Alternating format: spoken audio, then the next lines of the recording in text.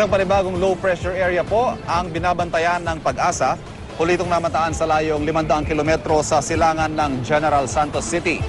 Ayon sa Pag-asa, mababang tsansa nitong maging isang ganap na bagyo. Pero magdadala po ito ng mga pag-ulan dyan sa Mindanao ngayong weekend.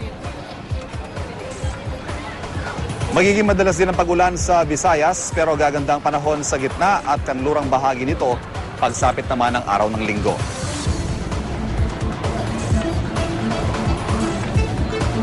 Magiging maulan din po sa northeastern Luzon dahil sa muling paglakas ng hanging amihan.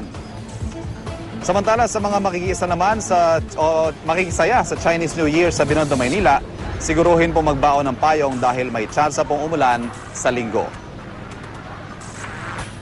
Samantala, muli namang naglabas ng gale warning ang Pag-asa sa northern at western seaboards ng northern Luzon. Base sa wave map ng Weather Central, aabot po ng mahigit 3 metro ang taas ng mga alon dyan. Kaya sa mga maglalayag, gamit ang maliliit na sasakyang pandagat, iwasan po muna ang mga nabanggit na mga baybayin. Samantala, para sa karagdagang weather update, puntahan lang ang website o Facebook page ng GMA Weather.